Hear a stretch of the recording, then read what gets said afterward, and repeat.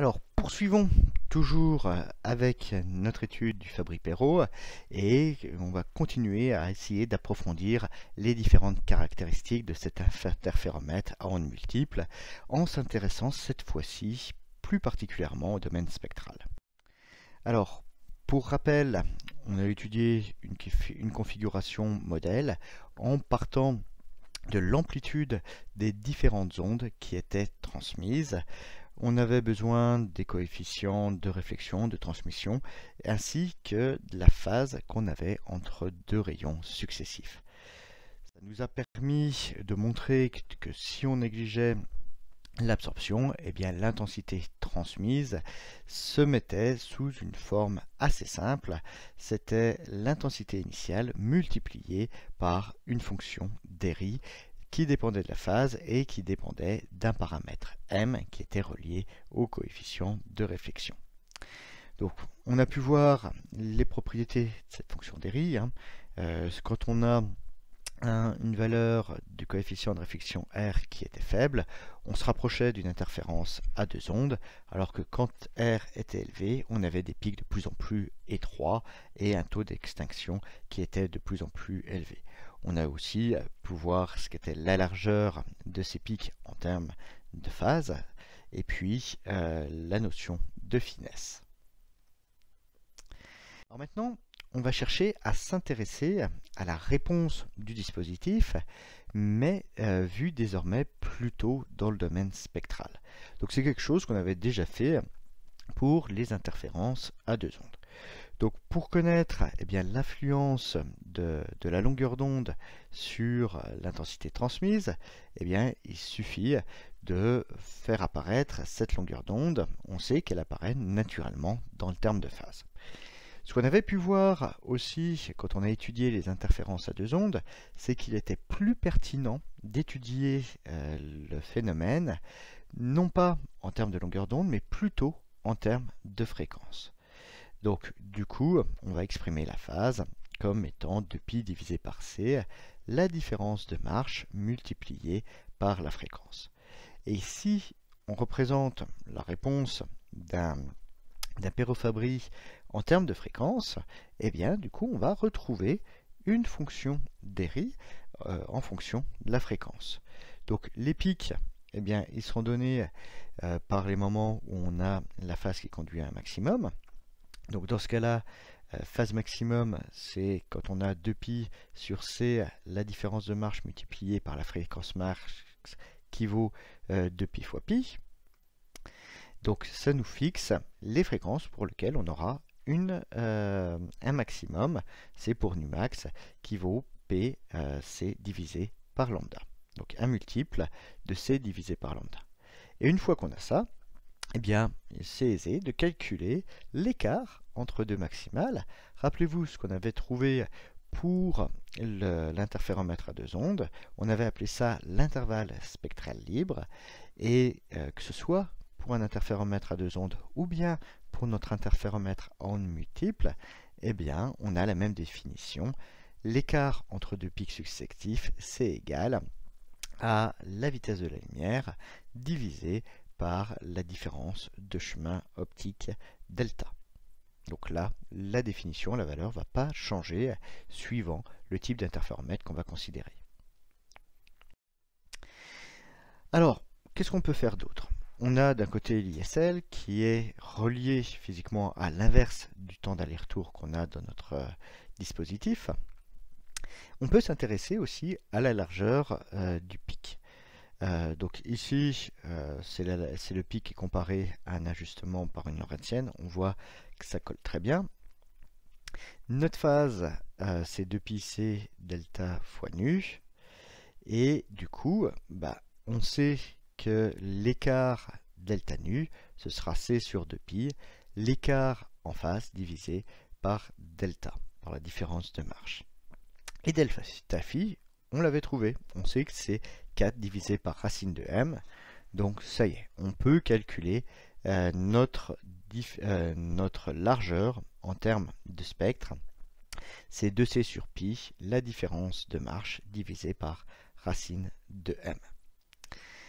Et là, ce qu'on peut faire aussi, c'est regarder le rapport entre l'écart entre deux pics, donc notre intervalle spectral libre, et puis le delta nu qu'on a trouvé, la largeur d'un pic, et on retombe bien sûr dans ce cas-là sur la valeur de notre finesse pour notre résonateur.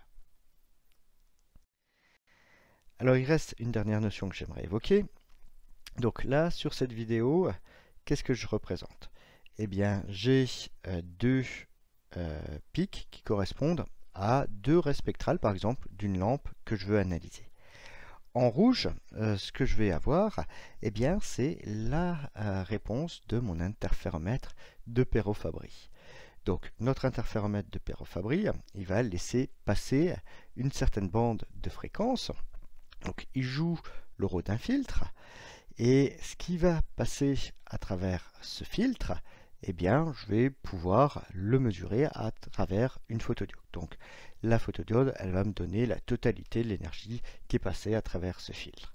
Et puis, je vais bouger ce filtre en jouant, par exemple, sur la longueur de la cavité. Donc, ça va changer la position où j'ai mon maximum. Et donc, comme ça, je vais pouvoir faire balayer ma résonance sur le spectre. Et on va voir ce que ça va donner.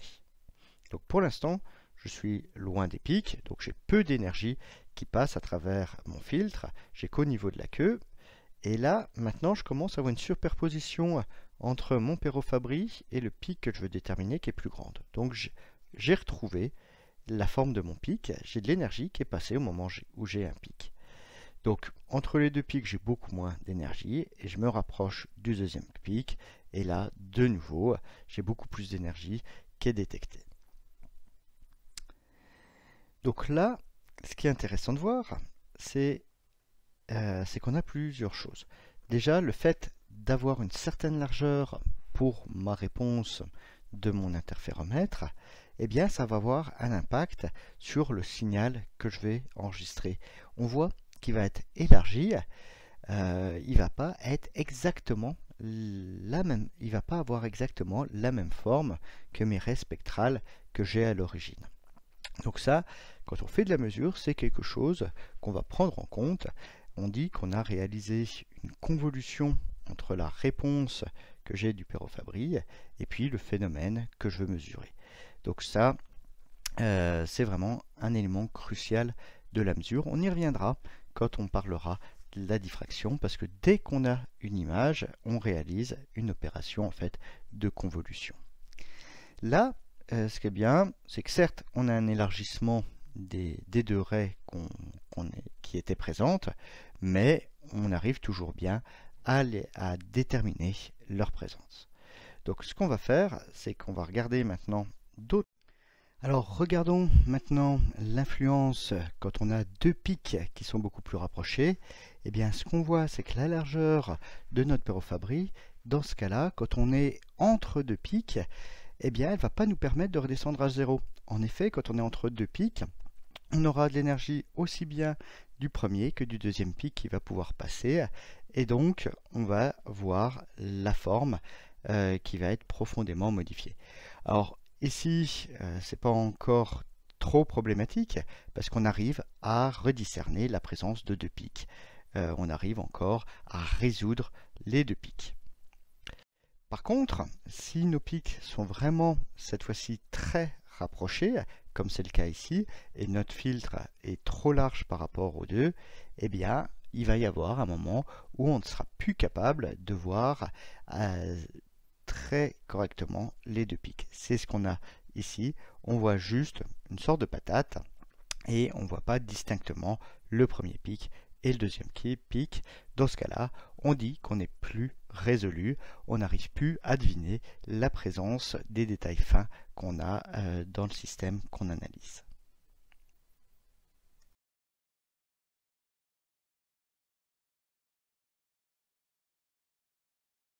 Et notamment, on va se fixer un critère. Alors, il y a différents types de critères qui existent.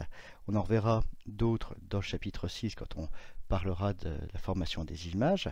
Ici, le critère qu'on va se fixer, c'est que la largeur à mi-hauteur de notre Perot-Fabry doit être supérieur à l'écart qu'on a entre nos deux pics.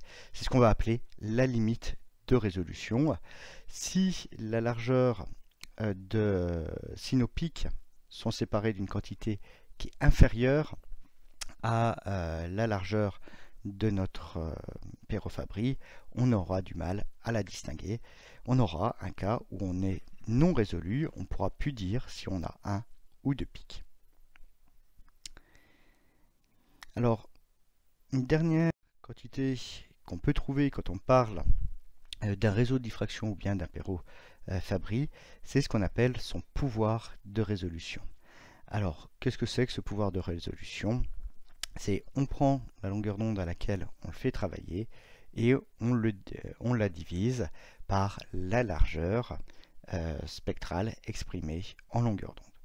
Donc c'est ça, le pouvoir de résolution, et ça nous donne une idée de la qualité du dispositif. Plus le pouvoir de résolution est élevé, meilleur est le dispositif.